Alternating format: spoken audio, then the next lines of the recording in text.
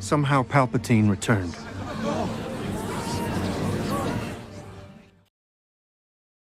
After the collapse of the First Galactic Empire and Palpatine's supposed death with the destruction of the Second Death Star, warlords emerged from the fractured remnants. Admirals, intelligence officers, Moffs, and other high-ranking Imperials sought to carve for themselves their own piece of the Empire. Unbeknownst to many of these pretenders to the Imperial throne, Palpatine had created a contingency long ago should his mortal form be slain.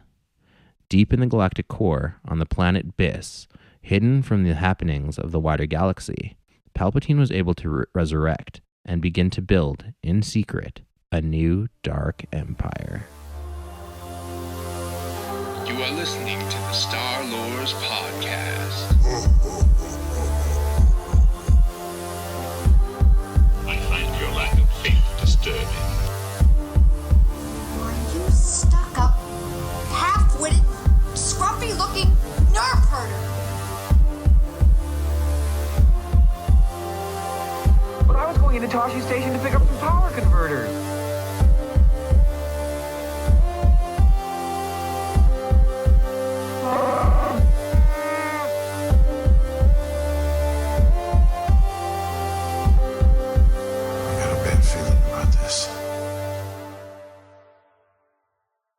Death.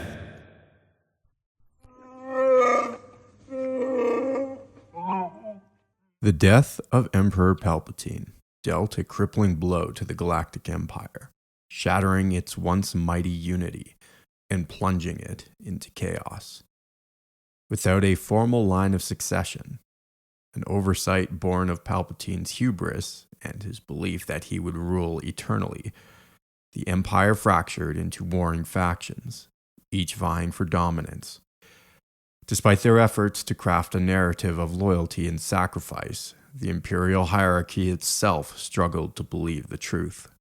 Official accounts dismissed any suggestion that Darth Vader had betrayed the Emperor, instead claiming he had perished valiantly in defense of his master. The Empire's attempts to suppress the reality of Palpatine's death were undone by the actions of pro-rebel groups. Footage of the Death Star 2's fiery destruction, and by extension Palpatine's demise, was broadcast galaxy-wide, igniting a wave of uprisings. On worlds such as Bespin, Tatooine, Naboo, and even Coruscant itself, citizens rose against the crumbling Imperial regime. Though many of these revolts saw initial success, they were ultimately crushed on Naboo and Coruscant, thanks in no small part to the ruthless tactics of Hussein Yassard, the formidable director of Imperial intelligence. In the midst of this turmoil, Lord Cronal, better known as the shadowy propagandist Black Hole, crafted a twisted retelling of the Emperor's fall. His hollow thriller, Luke Skywalker and the Jedi's Revenge, preserved a distorted version of the duel on the Death Star. In this narrative, Palpatine was cast as a tragic, misunderstood figure, manipulated and murdered by Darth Vader. The film concluded with a vengeful Luke Skywalker slaying Vader to avenge the Emperor's supposed betrayal. Luke himself, upon hearing of this grotesque piece of propaganda, expressed profound disgust at its blatant falsification of the events. Even institutions such as the Galactic Museum succumbed to Imperial manipulation. By 7 ABY exhibits there perpetuated a bizarre alternate history of the Battle of Endor, claiming the Death Star 2 was a rebel superweapon, destroyed heroically by the self-sacrificing actions of Palpatine and Vader. Wedge Antilles, during a covert mission at the museum, Riley noted the effectiveness of the propaganda, acknowledging its compelling narrative despite its flagrant distortion of the truth. Through lies and repression, the Empire struggled to maintain its grip on the galaxy, but its foundation had been irrevocably shaken. In the shadow of Palpatine's death, the seeds of its ultimate downfall had been sown.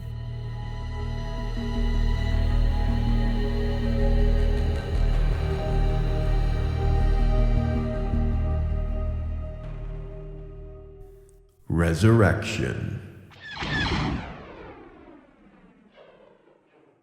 The Sith had long been obsessed with immortality. Unlocking the secrets of eternal life had become an obsession for many an alchemist, lord, and warrior, but all seemed to fall short in some way. Some anchored their spirits to objects, keeping their souls trapped but alive in some ghostly form. Using an iteration of this technique, Palpatine was able to cast his spirit into the galaxy when his mortal form was cast down by Darth Vader.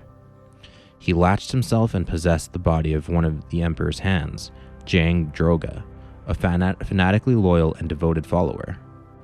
Droga then journeyed to the planet Byss to Sate Pastage, Palpatine's former Grand Vizier, who ritually extracted Palpatine's soul and placed it into one of many cloned bodies prepared for the Emperor. The process took years and racked the sanity of Droga. However, the process was indeed successful, and Palpatine had returned, in younger, cloned body of himself, full of vitality.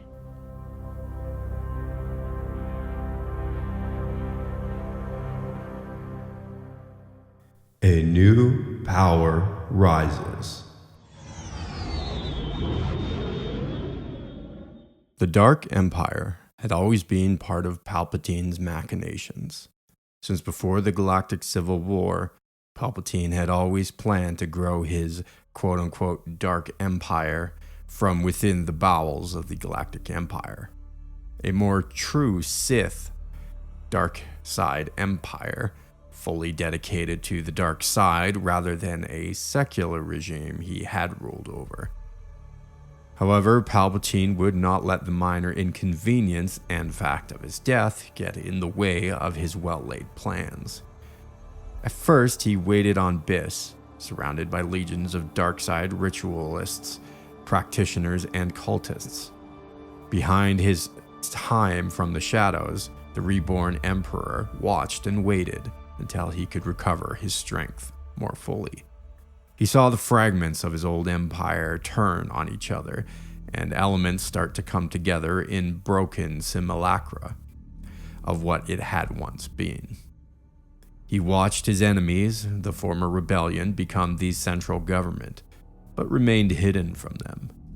Ever the manipulator, however, Palpatine was still able to intervene on galactic affairs, helping to create the circumstances of the Trioculus affair, Palpatine's alleged sons, to distract the New Republic from his true return and coalescing power on Byss, and retrieve a Sith artifact to help rehabilitate his dark side power. At the same time, Palpatine used state prestige to create a sham religion, Church of the Dark Side, to further discombobulate the warring Imperial and New Republic factions.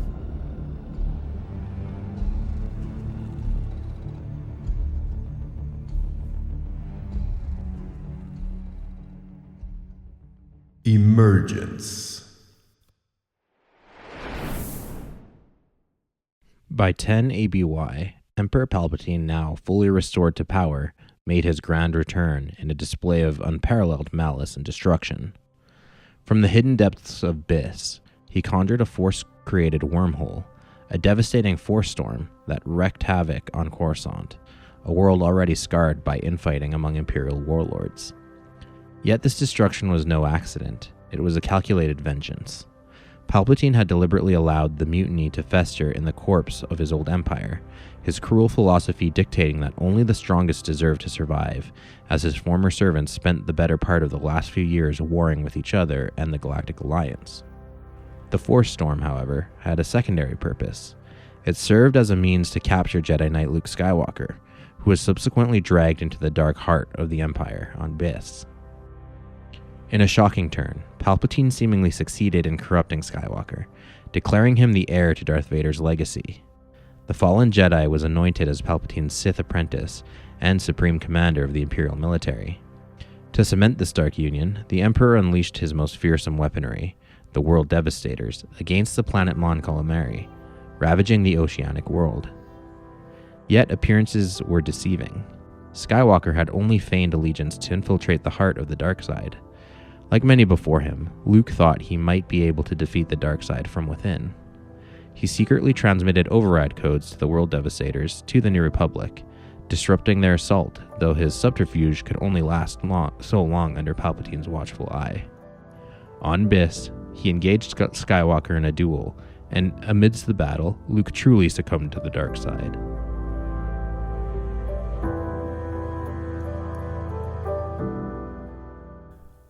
Operation Shadow Hand.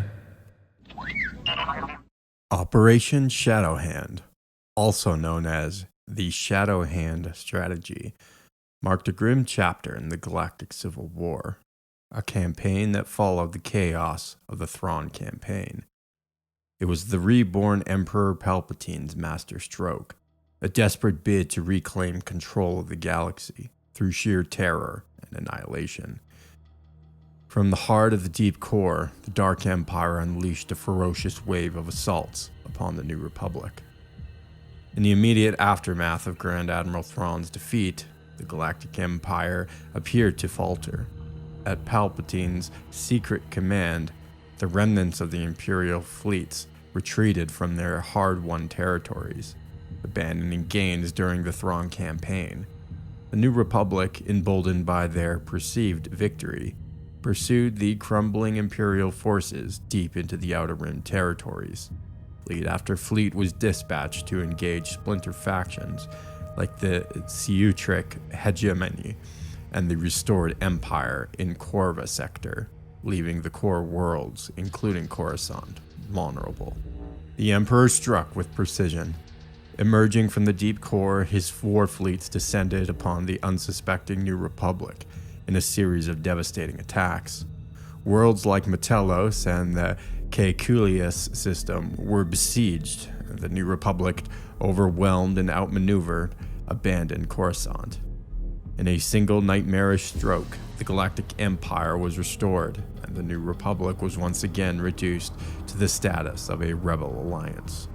Scrambling to regroup on Dak in the Calamari sector and at the Pinnacle base on Da Sucia 5. Yet the Empire's triumph was short-lived. Beneath the veneer of unity, the Dark Empire descended into chaos. Imperial unity shattered, giving way to infighting, treachery, and all-out civil war. Palpatine, ensconced in his fortress on Byss, watched with satisfaction as his followers turned on one another. Entire war fleets clashed over key worlds like Jindin and Argu. Fortress worlds rose and fell, and Coruscant itself was reduced to a desolate wasteland. In a horrifying reflection of ancient Sith civil wars, the Emperor appeared to revel in the carnage, using the dark side of the Force to manipulate and exacerbate the conflict. To him, this purge was necessary, a means of thinning the ranks of the weak and the disloyal. Entire worlds were destroyed and countless civilians perished, all part of his vision for a dark empire.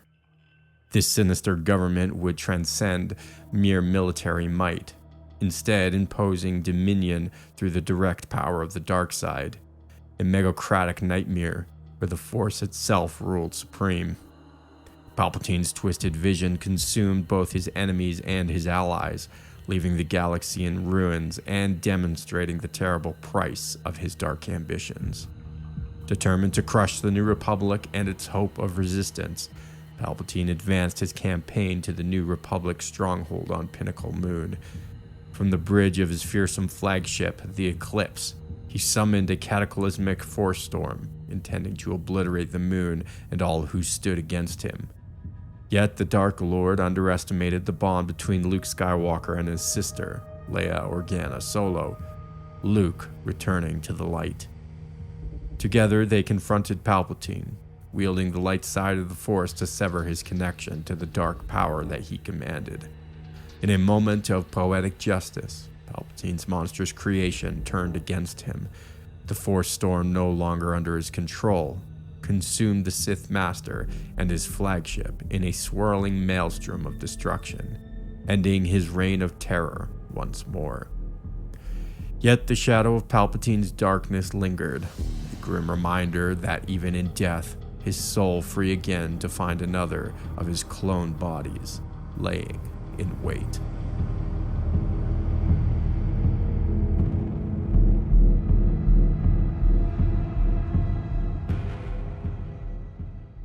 Betrayal. Palpatine, ever the master of contingency, had foreseen the possibility of his demise and devised a macabre reboot to cheat death once more. Upon his destruction, his essence swiftly inhabited another clone body. Yet this resurrection was fraught with peril. Two of his dark Jedi disciples, Sadi and Nefta, betrayed their master, destroying the remaining clones in a daring act of treachery. Undeterred, Palpatine pressed forward with Operation Shadowhand, unleashing a campaign of terror designed to shatter the galaxy's fragile balance.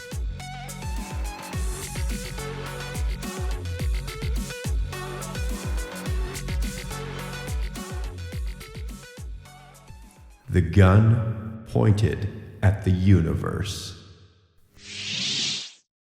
The Shadowhand campaign continued under the command of Executor Cedrus QL, a formidable dark side adept and hand-picked enforcer of Emperor Palpatine. Cedrus orchestrated assaults on rebellious core and colonies, striking key industrial targets such as Duro, Quat, and Balmora. However, his campaign met fierce resistance at the Battle of Balmora, where Governor Hinch Beltane, the planet's leader, deployed advanced SD-10 battle droids and X-1 Viper automaton droids to counter Cedrus's forces. The Executor's SD-9 battle droids and shadow droids faltered, and the Imperial forces suffered a major blow with the death of Captain Maximilian Veers, a celebrated veteran of Hoth. Facing a stalemate, Cedrus negotiated a truce with Beltane, accepting a shipment of Viper droids in exchange for Balmora's independence. The diplomatic failure damaged Cedrus's credibility. As Palpatine recovered from his defeat at Da Sucha, the leadership of the Dark Empire faltered. Seizing the moment, the two dark side adepts, Nefta and Sadi, attempted a coup on Byss, attempting to claim leadership of their own. Cedrus, returning from Balmora, confronted and defeated the traitors in a duel, reasserting his loyalty to Palpatine, who had now transferred his essence into a new clone body. Soon after, Cedrus embarked on a mission to Ossus to capture Luke Skywalker, who was investigating the Jedi Order's ancient library world. There, Cedrus met his demise when he was killed by Ood Benar, an ancient Neti Jedi master who had survived in a tree-like form since Ossus was ravaged during the Great Sith War. With Cedrus gone, the New Republic sought to exploit the chaos. Governor Beltane, now aligned with the Republic, provided Viper droids to aid an assault on Byss. A commando force led by Lando Calrissian infiltrated the Emperor's citadel using commandeered droids. However, Palpatine's monstrous chrysalide rancors, alchemically enhanced beasts of destruction, devastated the attackers, forcing their retreat. The mission ended in failure, despite a dramatic rescue by smugglers led by Sala Zend. In retaliation, Palpatine unleashed the Galaxy Gun, a superweapon capable of firing planet-destroying missiles across vast distances. Its first target, Da Sucha 5, was obliterated, scattering the New Republic leadership to Nespis 8. A second attempt to strike Byss was thwarted when the Galaxy Gun destroyed the troop ship Pelagia, killing 100,000 soldiers. The weapon's terrifying power brought entire worlds such as Krinomenon and Hirsi to their knees. Thousands of systems capitulated, resubmitting to Imperial rule under the looming threat of annihilation. The Shadowhand campaign, though marked by internal strife and catastrophic loss, brought the galaxy to the brink of despair, showcasing the Emperor's willingness to sacrifice all for his dark vision of domination. However, the Emperor's grip on reality faltered. His repeated brushes with death, coupled with the strain of his dark side rituals, began to unravel his mind. Driven by paranoia and megalomania, entire worlds were obliterated in his wake, forcing many former Imperial strongholds to surrender and scattering the New Republic into chaos. Yet within the Empire, whispers of dissent grew.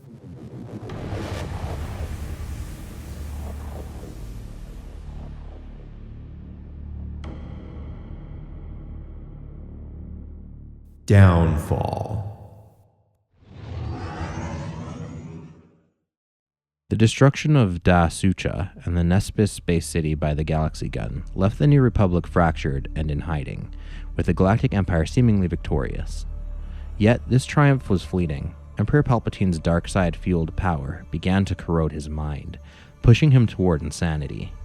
Sensing his vulnerability, a cabal within the Imperial Ruling Council, led by his physician and the treacherous royal guard Karnor Jax, sabotaged his clone bodies by corrupting the genetic material used to sustain him.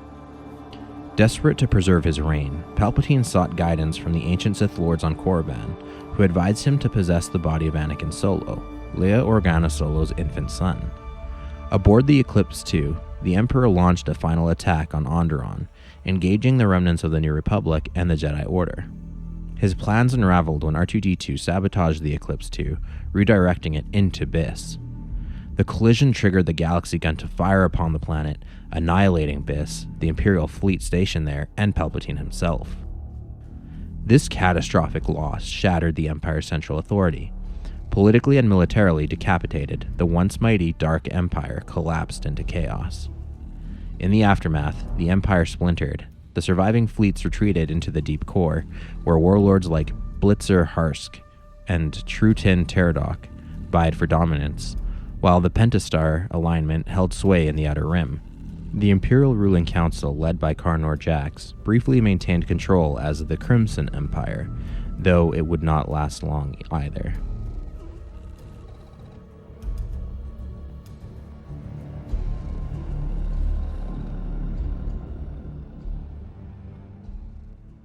Pyrrhic victory.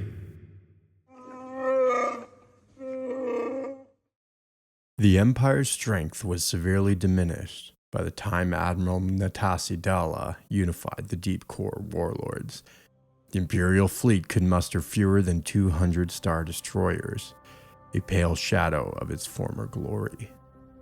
The New Republic fared little better. By 16 ABY, its membership had dwindled to 11,000 worlds, and its fleet was reduced to a mere 4 operational units. During the campaign, the Republic relocated its main bases to the Outer Rim, establishing footholds in Hutt space, the Kron Drift, and the Corporate Sector to evade Imperial reach.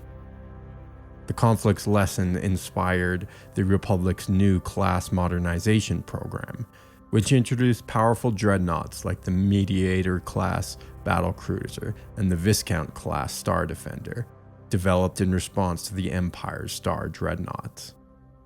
Operation Shadowhand marked the last major Sith-led offensive in galactic history. In the decades following Palpatine's death, the Empire gradually distanced itself from Sith ideology, although remnants like Karnor Jax's faction, the Empire Reborn, and the Disciples of Ragnos attempted to maintain Sith influence. These efforts never achieved mainstream success and faltered.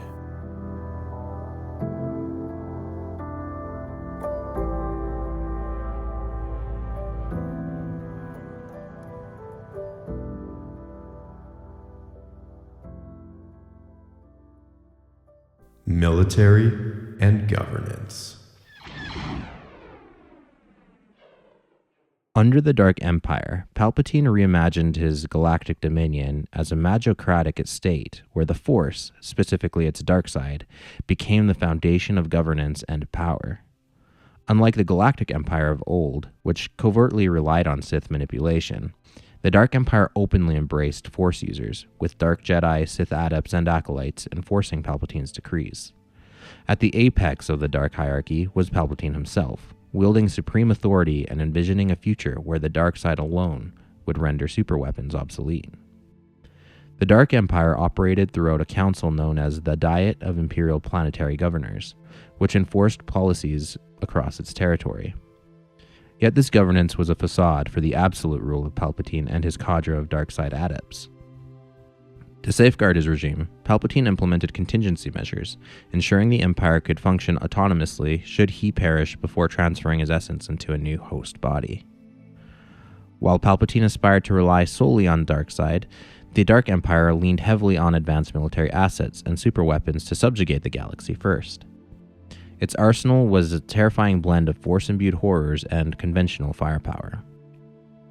Force-enhanced weapons, shadow droids, Sith alchemized biomechanical starfighters piloted by the minds of deceased Imperials, chrysalids, mutated rancors engineered through Sith alchemy for ground combat, Imperial sentinels, towering mindless bodyguards who accompanied darkside adepts, superweapons and capital ships, Eclipse-class dreadnoughts, massive warships equipped with super lasers capable of planetary destruction, world devastators, mobile factories that consumed planets to fuel the Imperial war machine, and the Galaxy Gun, a super weapon capable of firing planet-destroying missiles across the galaxy.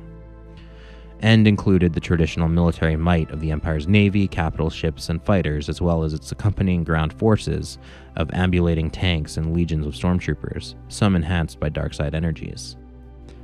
The Dark Empire's military hierarchy included key roles. The Supreme Commander, Luke Skywalker, briefly held this position during his service to Palpatine, mirroring the role once held by his father, Darth Vader, and the military executor. Cedrus QL served as executor until his death in 10 APY, after which he was replaced by Zesser Nist, reborn Palpatine's chief advisor and later member of the Darkside Elite. The Darkside Elite, also known as the Emperor's Dark Jedi, were an ominous assembly of 7 Dark Jedi handpicked by Emperor Palpatine during his resurrection in cloned bodies. These warriors formed the backbone of Operation Shadowhand, Palpatine's grand campaign to reclaim the galaxy under the banner of the Dark Empire. Palpatine ensured their number remained constant. If one fell, a replacement would swiftly take his place, where the Emperor infused the new recruit with the raw and corrupting power of the dark side. The elite was tasked with enforcing the Emperor's will and hunting down the most dangerous adversaries, chief among them Luke Skywalker, the one who had already defied Palpatine and lived. As the war intensified, the Darkside Elite transitioned from shadowy enforcers to active participants in the galactic conflict, leading strikes and pursuing Skywalker relentlessly. Despite their might and Palpatine's personal tutelage, the Elite proved no match for the strength of the Light. Skywalker, aided by his sister Leia Organa Solo, and a growing cadre of Jedi he had found and trained, resisted their assaults. The tide began to turn when Cam Solusar, one of the Elite, defected to Skywalker's side, using the dark power once bestowed upon him against the former comrades. Failures mounted as the Elite faltered at every turn, unable to stop Skywalker or disrupt his plans to restore the Jedi Order. Desperate and diminished, the remaining Dark Jedi retreated to the Bast Castle on the storm-drenched world of Vajun, seeking refuge in its brooding halls. The respite at Bast Castle proved fleeting, however. Skywalker and his Jedi launched a decisive assault on the fortress, determined to eliminate the Dark Brotherhood once and for all. In a climactic confrontation, the Darkside Elite was annihilated, snuffed out in the very shadows they had once commanded. Only their leader, Zesser Nist, survived the battle, though his fate was sealed. Captured and imprisoned, he died a captive and brought an ignominious end to Palpatine's Dark Brotherhood.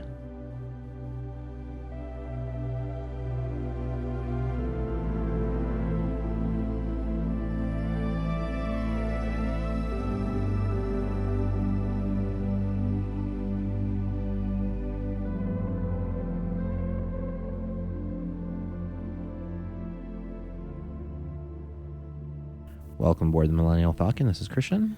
And this is Jordan. We're currently on the planet of Vajun. We wanted to go to Byss, but unfortunately it's turned into a asteroid field, so we had to settle for Bast Castle here. Seems to be a lot of those in the galaxy. You know what? Malachor, Byss, Alderaan. Planets like empires do not last forever, Jordan. I guess that's true. It is a law of nature. So yeah, we're talking about Palpatine's Dark Empire. We've mentioned it in previous episodes, like the Imperial Factions episode. You will have heard some of it in the Emperor Palpatine episode. But before we go on with that, let's do some housekeeping. Absolutely. First of all, as usual, we want to thank all of our patrons, all of our supporting listeners, the members who make us keep going. You guys keep this bucket of bolts He's at it. in the hyperspace lanes, okay? Anyways, yeah, we got some new ones. I like seeing this every episode. We got some new patrons, which is nice. John, Kevin, and Appalachian Jackson.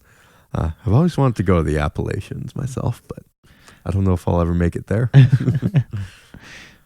Yeah, if you want to become a patron, supporting member, just $3 a month, and you get access to our library of bonus content.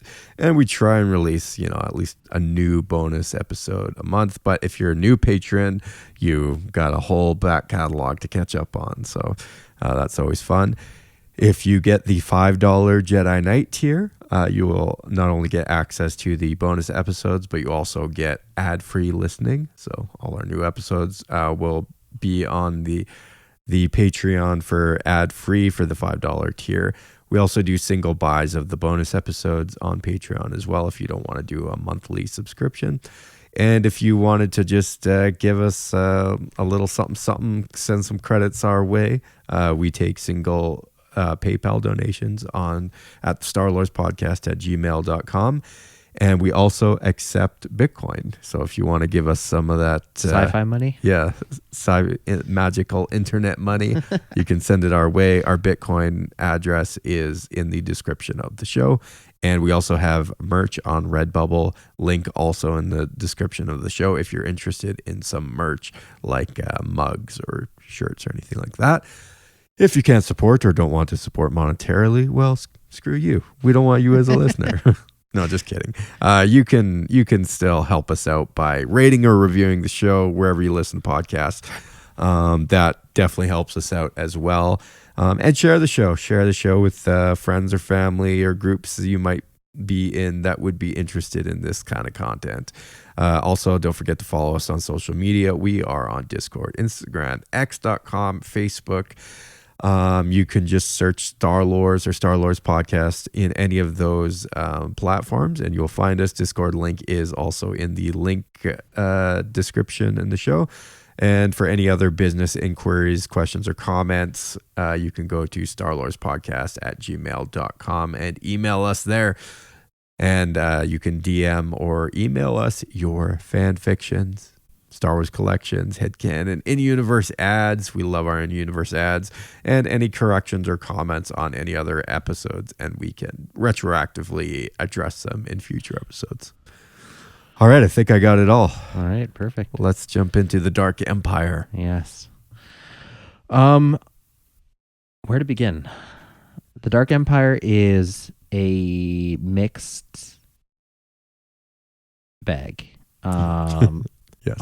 It wasn't totally well received by fans. Are quite divided on it, understandably. Yeah, and so just so people have a little context, the whole story arc was from the Tom Veitch set of graphic novels, which I read like multiple times when I was a kid and thought they were awesome, but I was a kid. In hindsight, you're like, I have read them more recently. I have to go look at. We might have actually reviewed them. I can't remember. But well, if we haven't, we're going to.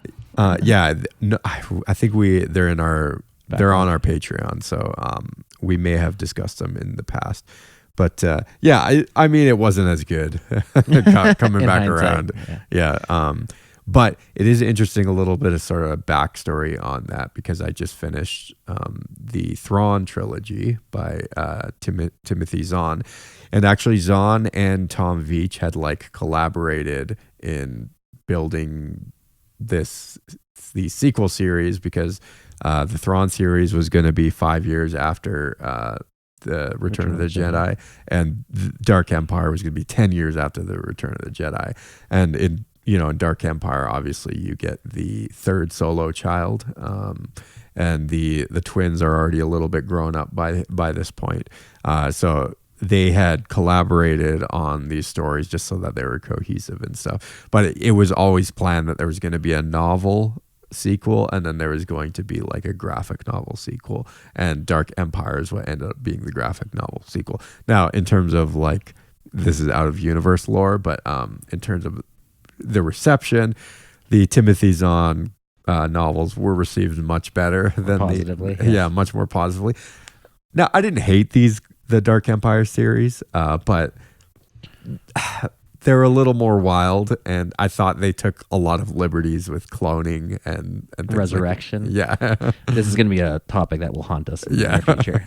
Exactly. So anyways, I just want to make some of those historical statements.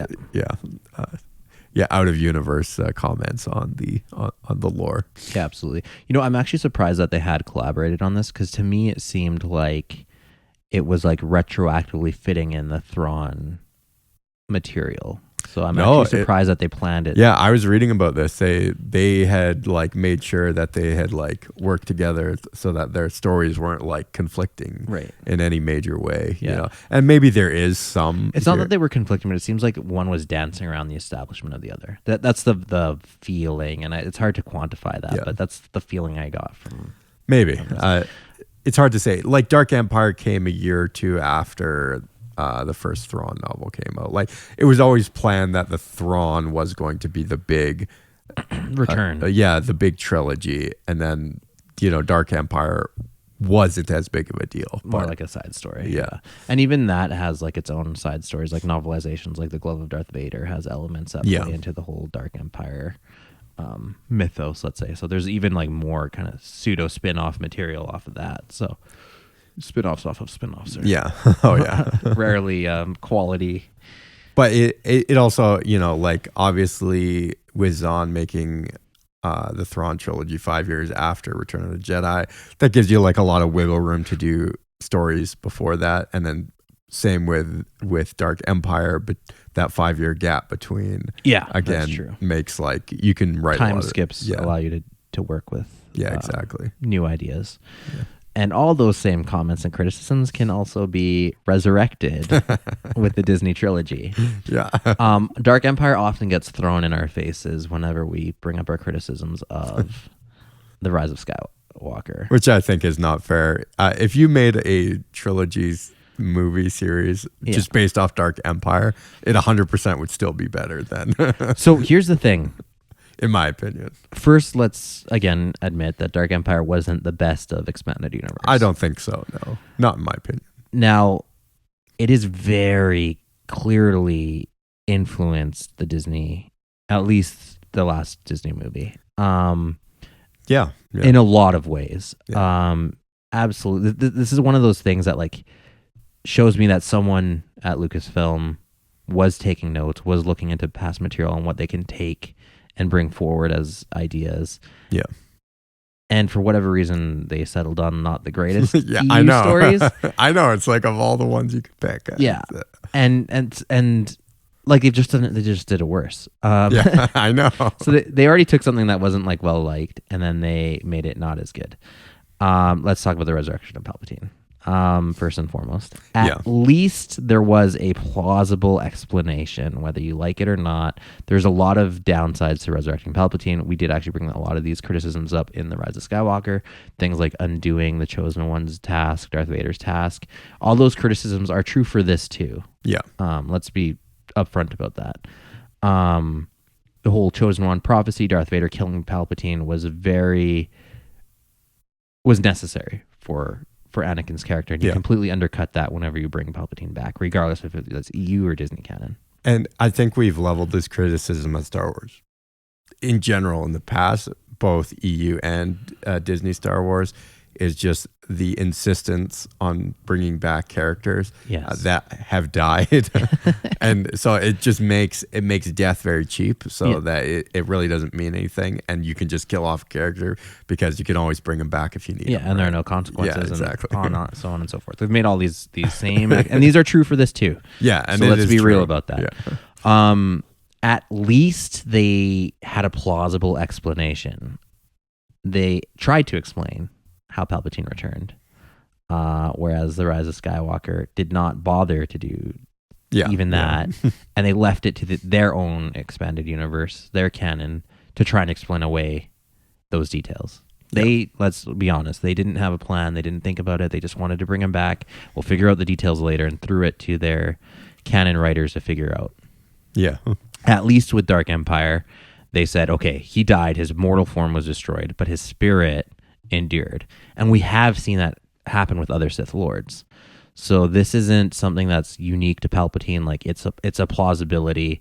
It fits in with like dark side alchemy of trying to live forever, binding their spirits to things. Yeah. In this case, like inhabiting and possessing your own clone body makes sense. Again, if I were to do, I wouldn't do this. I'm opposed to resurrecting these characters. Yeah. But at least you get to see a young, like strong, healthy Palpatine. Yeah. Like chiseled. Yeah. Not all flabby and wrinkly. Yes. So at least there's differences, right? The You're not Jedi default. Yeah. What was his famous line in the Senate? The attack of the Jedi left me Yeah. body deformed. Yeah. Like maimed and deformed. Yeah. Anyways. So that's like a cool, unique twist. To be fair, I don't hate the way Palpatine looks in The Rise of Skywalker. No. If you're gonna bring him back as like this pseudo corpse thing, like, yeah, I was kind of okay with that. I'm not gonna lie. I think like when I read it when I was a kid too, I'd never been exposed to anything like that before. So like this was like my first. I was like, it was so novel, right? It was like, oh, like make a clone and then you like inhabit his body. Oh my goodness, that's like the coolest thing ever. But like, I just had no grid for like, I didn't realize this was kind of a cheap out. Shit, like a cop out, you know. Yeah. And it's not till you like much more reading later, and you see these kind of things happen a lot. Yeah, you're like, that's kind of weak. Yeah, you're like, and not only did Dark Empire do it once, but Palpatine, I think, resurrects himself at least 3 times. Yeah. So again, like that cheapness of death, right? Like you're really cheapening it when you come back again and again. Yeah, I kind of liked how they did Palpatine more in Last Command in Timothy Zahn's book, where he's sort of like, you can like hear his voice in like Mara Jade's head, where he's sort of like almost possessing her or like oppressing her, his like spirit. And we don't really know. It's not really clear in the book whether that's just like her own delusions or if that's actually Palpatine's ghost. Yeah. But it is. I think having him in the background like that, sort of like haunting people, it is better than like actually having him physically embodying him. Yeah, like similarly in Lord of the Rings, like Sauron, like the concept is haunting. You don't see Sauron like appear with a mace in hand and like attacking the bad guys. Yeah. It's the ghost, it's his influence, it's everything else, the scars that he's left on the world that inform like how bad this guy is and how menacing he might be. It also like psychologically affects you, that unknowing, that like that feeling that he's there but he's not there. Yeah, you like know? A malicious presence. Yeah, exactly. Yeah. I think that's almost more powerful than having the physical flesh and blood. Yeah, and you see like even concepts like Alien, right? The Alien movie, like you're more terrified of the glimpses than actually seeing it like full on attacking people, right? 100%. It has that same effect on your psychology, and it's great for storytelling, right? Yeah. That's how you do a villain well. That being said, I didn't absolutely hate the clone bodies in the sense of like, if we have to do this, like at least that's a novel take. It's interesting to see Palpatine in a young form. Same with the reverse with the Rise of Skywalker. I'll give them credit. Like that corpse looking resurrected Palpatine is also equally menacing. Yeah. Another big criticism people had of Dark Empire is Luke Skywalker's fall to the dark side. He's supposed to be this embodiment of hope. Again, similarly to a lot of the criticisms of The Last Jedi, right, where you see Luke as something that isn't Luke, right? People had a lot of trouble with like Luke actually falling to the dark side, even though he did it for a noble cause, trying to fight the dark side from within and eventually succumbs. I think that's an okay story. Again, I wouldn't choose that as what I would do, but if you're going to do it insofar as they did it, It's also not the worst thing. Not I think favorite it's thing. fine. I thought it was a fine angle to go, but that's just me. I'm just saying, like, that's where a lot of criticism comes from. Definitely a lot of mirrors with, yes, the Resurrection of Palpatine, but also the Operation Cinder that comes from the Battlefront 2 game in the Disney canon.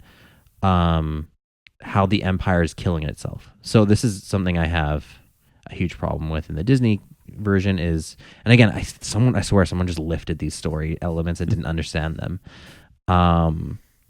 Operation Cinder, the Empire just starts destroying itself for some reason, and they're saying like they're resetting so that the Emperor can come back, right? With obviously we know after the movie comes out, like you know, his last order, first order, whatever they call it, the first order, yeah. The thing that doesn't make sense about that is why would you destroy all your assets and everything to start from scratch? Like that literally makes no sense. Yeah. Now the inverse of that, how they did it in Dark Empire, is Palpatine was allowing his empire to crumble with these warlords fighting each other because, again, and this lines up with Sith ideology, it's survival of the fittest. Yeah. He's like, the first empire died. Obviously there was weakness that was yet to be purged in the empire. Let's let nature kill off the weak and have the strong reemerge even stronger. Unless your name is Palpatine, then you don't actually get killed off. No, you get to just stay forever. Because you're smart enough to make clone bodies and have contingency plans. Yeah, so that was obviously lifted with Operation Cinder, but again, like a poorly done copy. The Knights of Ren, very much like the Dark Side Elite. Yeah. You know, kind of mysterious. At least the Dark Side Elite had like fleshed out story. Yeah. Like, again, there's very clearly to me that someone tried to copy it. It seems that way. Yeah, like there's all just these elements that mirror so well. And I doubt it was an accident. There's no way. Yeah. All that being said, one of the things I do like about Dark Empire was this concept of a magocracy or magocracy, which is like ruled by magic, essentially. Where like, I like the philosophy of the Force in that, you know, the first Galactic Empire was more of a secular regime that was at the top run by the Sith. But even you have officers who like don't believe in magic and tricks. They believe in like pure firepower. Yeah. Whereas the second iteration, this Dark Empire, leans more heavily into the magic and into like, no, this is like a Sith empire. Yeah. I like that. And I also like that that Palpatine planned for this Dark Empire even before the Galactic Empire. Like this was always a contingency. It was eventually the form of the secular empire would wither away, and in its place, this new empire would rise. That is more embedded with the dark side and with the Sith and the Sith ideology, right? But he knew that the galaxy probably wouldn't accept that, so he had to start with the first Galactic Empire, and then work his way into this. Yeah. I like that. I think that's unique. That's interesting. It adds a little more depth to Palpatine and like Sith philosophy, which I'm a fan of doing, like exploring the mindset and like not just a dark empire for the sake of being a dark empire. Like there's actually a modus operandi behind all of this. Yeah, 100%. I don't hate it. Yeah. What did you think about like the world devastators? Like we mentioned this in our super weapons episode. Like I have trouble with all these super weapons that keep coming up. Again, it's recycled ideas. The galaxy gun, same thing. At least the world devastators were unique in that it wasn't a singular weapon per se. You had a bunch of world devastators that would like descend on a planet and like start consuming the resources, which it makes sense, right? They're just essentially strip mining your planet till it's uninhabitable. That's at least a useful way to destroy a planet, because at least you're extracting resources before you blow it up. Yeah. But again, super weapons, after you have a dozen of them, you're kind of like, can we think of other elements? And the same goes for the galaxy gun. Again, just new iterations of the Death Star. I definitely dislike the galaxy gun. gun. I didn't hate the world devastators, but I've seen a lot of people online criticizing the world devastator idea. I don't think it's the worst thing to do. But the galaxy gun was just silly. Could have done without that. And like it's always hard super weapons because anytime we're talking about like a galaxy-wide civilization that needs to conquer the entire galaxy, and that's like the mission. It's like you need super weapons, right? Like I get the impulse to do that. To go there. Yeah. Create a Halo array. Yeah. That's exactly. the next one. Yeah. No, I think there's other more interesting stories you could tell, you know. Yeah. And again, same accusation leveled at the Rise of Skywalker is Death Star lasers on every Star Destroyer, right? Again, it's silly. Let's stop blowing up the planets, people. Or a super big planet, Death Star. That's another thing too. A parallel, the whole Byss, you know, in the heart of the galaxy, like as a secret dark stronghold, and having all these like sorcerers, like again, directly lifted from this into the Rise of Skywalker. Yeah, Sith cultists on this planet, right? Like, to me, it's way too. It's very similar to be coincidence. It's very on the nose. It Yes. seems. I agree. But you know, it is kind of, especially in EU lore, it's sort of essential reading, like because it does sort of springboard a lot of other stories, and you know, it kind of establishes what Palpatine eventually becomes, and it's like an important part of Palpatine's whole story arc. Yeah. For better or for worse. It's expanded universe now, so you can't escape it anyway. So take the good with the bad. Yeah. But I just want to be clear that like I want to acknowledge the flaws in both materials, right? Like, you know, again, I hate this like, oh well, you had a bad story, so we'll throw that in your face. To me, that doesn't justify your story. We can both have bad stories, right? Yeah. That doesn't make your story better. It doesn't improve your story, I should say. It is kind of interesting with Dark Empire and with the Thrawn trilogy, just like the interpretations of cloning in both of those, because like George Lucas himself hadn't really fleshed out what cloning was supposed to look like. And so these two guys kind of had like ideas of their own. Yeah. And again, I think I've said this before, but I'm not fully. George Lucas likes to act like he had nothing to do with these books, but I think he 100% did. And people have said that he was involved. Yeah. But he had sort of like later distanced himself or whatever. Maybe he just wasn't happy with it. But with the result. Yeah. Yeah. But I think so I think he did have some input in the cloning, and probably even in Dark Empire cloning as well. So yeah. But I just think it's interesting to see like prequel trilogy, like how cloning is interpreted pre-Camino, really. Yeah, absolutely. And there was a lot of like mythology around the Clone Wars, because you get that line in A New Hope, right? Yeah. So early on, like, what is it? What does that mean, right?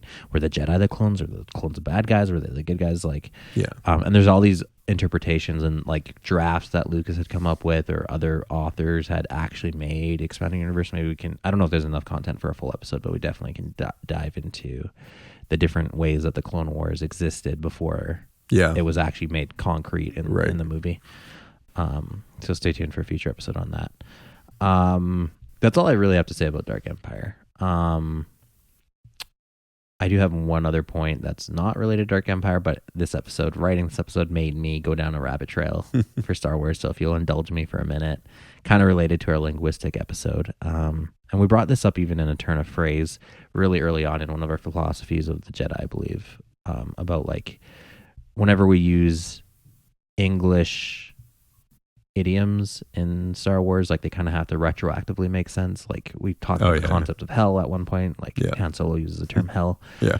And this was kind of my doing, is one of the titles of the episode headers was a Pyrrhic victory. The word Pyrrhic comes from Greek, a Greek king who dies, Pyros, I think his name is Pyros, which is like, it's come to mean like a victory that you lose, like you die in achieving your objective. But in Star Wars, that Greek history never existed. So can you use phrases like Pyrrhic without the historical context, right? Yeah. And now people like associate names like a pyre, right, or you burn things on. Yeah. But it all comes from this guy's name, right? So Like a lot of our words are like that, though. Like they're so embedded with historical context. Yeah, right.